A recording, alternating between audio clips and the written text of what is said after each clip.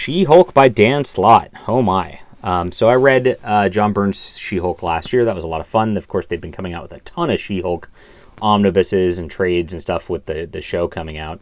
And I've been meaning to read this for a while, and so I just got around to it. And this is it. This is the 2004 and 2005 runs. The first one went 12 issues.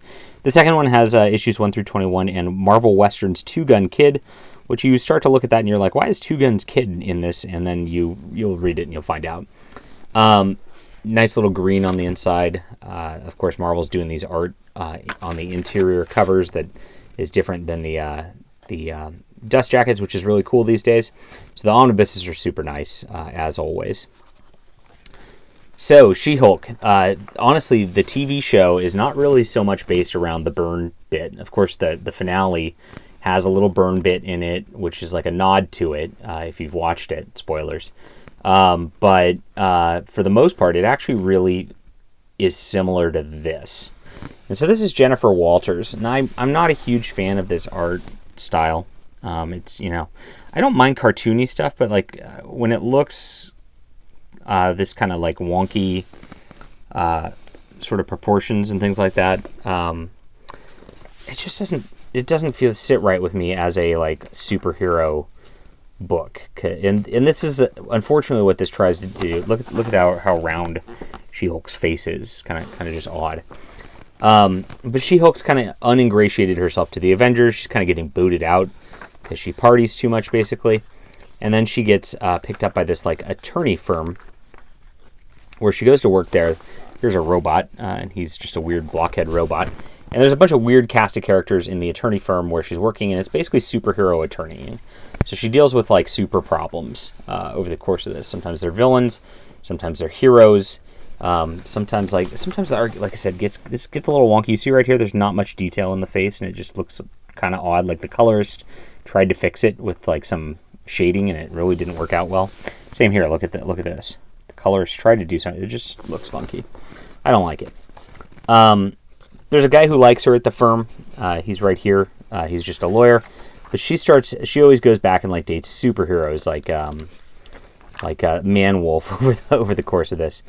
And she ends up doing a bunch of what's very clever, and this is where I'll give the Slott a lot of credit, is like very clever like superhero trial things where she uses like interesting twists on superheroes in order to make her case points, and very, very fun and interesting on that level. Now, you see the art's changed a little bit. I like this artist quite a bit better. It's much more of a superhero type of look. Now, as it gets over the course of this, and that's how these omnibuses go. Sometimes you don't have an artist the whole way through, and it sometimes looks better than other times. She ends up on this like sort of like deal where she makes a deal with like Eternity to become like this like arbiter judge of the galaxy too. And this is a very fun storyline where it's kind of a galactic thing, and she ends up facing off with like this like champion who like just wants somebody to be able to beat him in order to like not attack this planet, and so she does it. That was really fun. Like I said, the art goes back and forth between like artists who I like and ones who don't.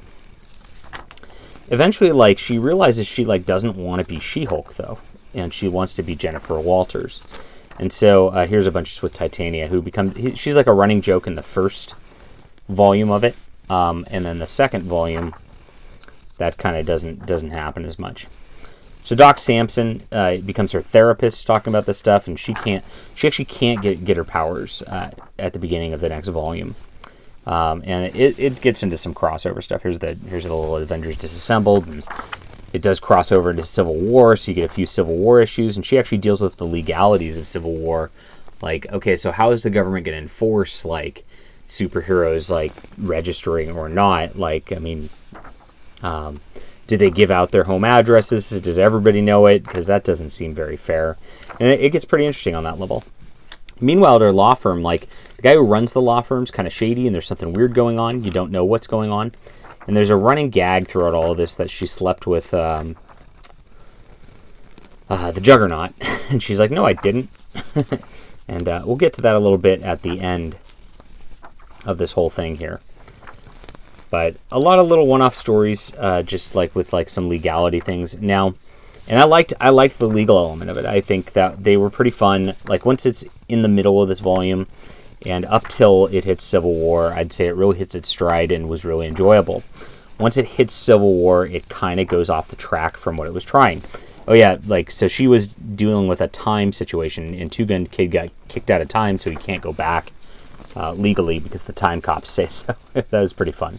That's why Two Gun Kid shows up, which is a really nice nod to old classic Marvel. And Dan Slott really does know a lot of cool Marvel history. I'll give him a lot of credit for that, because he does like to put in these kind of, not all the way obscure, but somewhat obscure references into things, which is fun. This one this was a story that really irked me. The Eros, the Titan from like Thanos' like brother or whatever.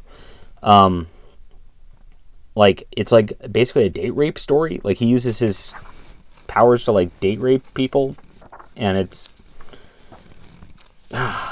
really cringy. Like I hate it when they do stuff like that to superheroes. It really bothers me.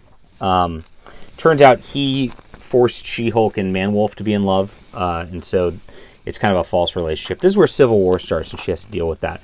Now, it's cute at first when she's actually doing the attorney stuff, but she eventually gets picked up by the Initiative Shield, and goes on Shield missions instead of doing the attorney stuff. And so this is where it kind of changes and goes off the rails a little bit. Not yet. This is still good. When she's got her Man-Wolf relationship stuff, because this is J. Jonah Jameson dealing with her and goes after her because you're dating my son. This is actually very fun. So Man-Wolf and her like have to deal with this. Eventually he becomes Man-Wolf, and that poses a problem for their relationship. And of course it ends up breaking up. This is some inner office drama that they deal with through here too. There's Man-Wolf. Very fun. Here's the Two Gun Kid issue, which is also fun.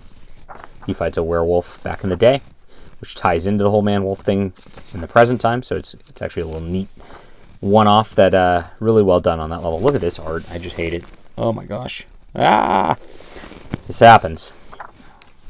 So she deals with the Eros thing, and she actually goes to the Titan's planet, and there's a little neat storyline with this. Even though I don't like the premise of it, and I hated the whole storyline date rape thing, it made me not happy with what they did with characters.